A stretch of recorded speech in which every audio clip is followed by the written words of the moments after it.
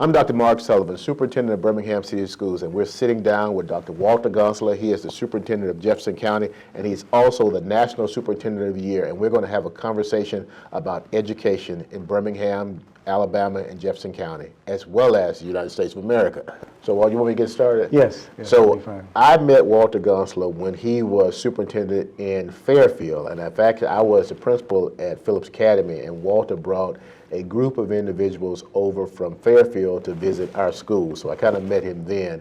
And what I really, the type of person Walter is, during the pandemic, I was calling on him all the time about what do we have to do, what are you doing to try to address COVID, how you're mitigating it in your schools. And Walter has been like a sounding board for me as my career moved on into the superintendency. And I would say the same. When I visited, it was Phillips Academy. Phillips Academy. And I met Dr. Sullivan. I also learned of the work that was featured nationally. Yeah, right? CNN. Yeah, CNN, and the work that they had done, and then to see it in action, right?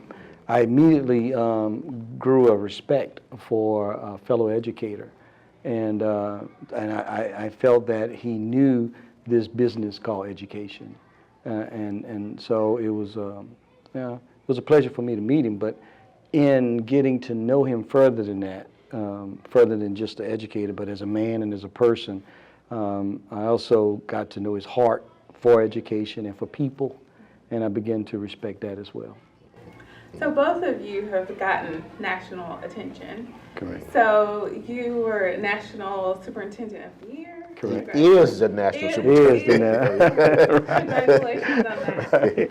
And so, Dr. Sullivan, how did you feel when he got this award? Because you all have this friendship and this professional relationship. Well, so, Doc, I know they're asking story. I know you're asking him, but I have to tell you that myself, Dr. Sullivan, and I think it was two other superintendents, when I was about to interview for the state, I hadn't even won the state yet, and we were standing around talking, and the question was asked, can anyone from Alabama actually represent us and compete at the national level?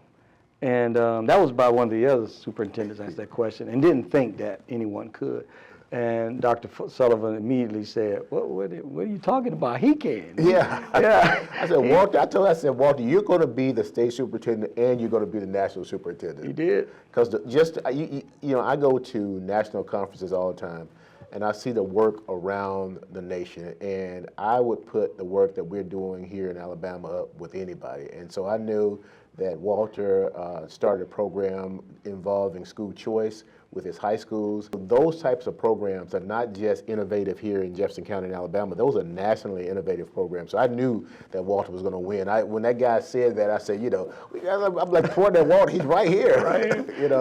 He could do that. And the night after the win, we saw those gentlemen, right? and Dr. Sullivan reminded him of that question and that statement.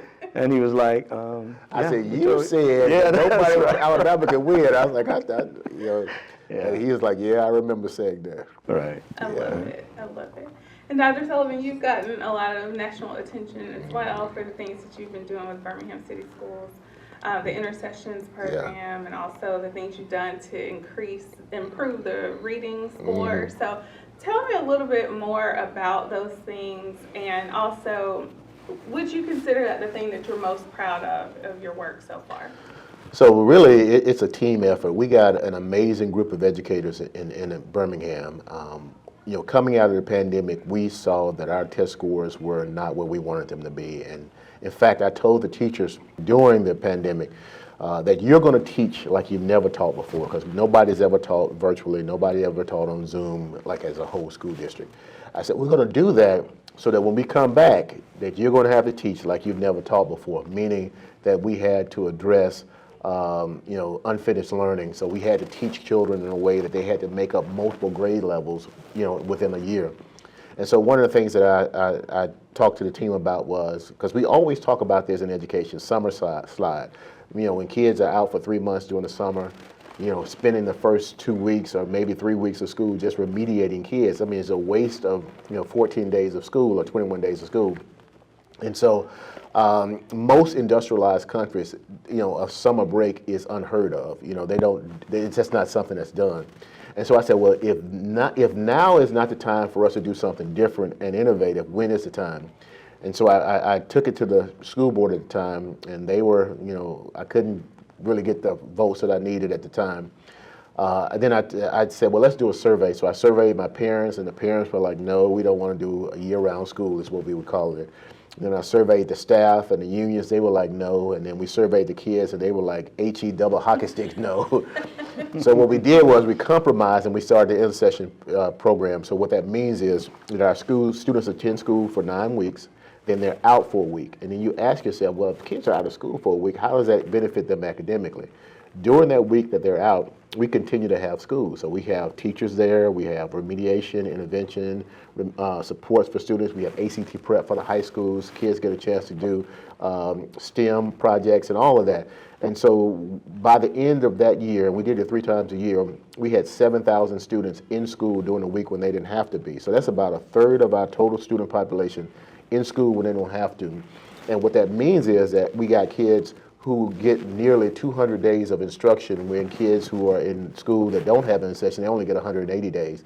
And I was telling my school board and some of the teachers that if Nick Saban got 15 extra days of practice and nobody else got those 15 extra days of practice, he'd jump all over it.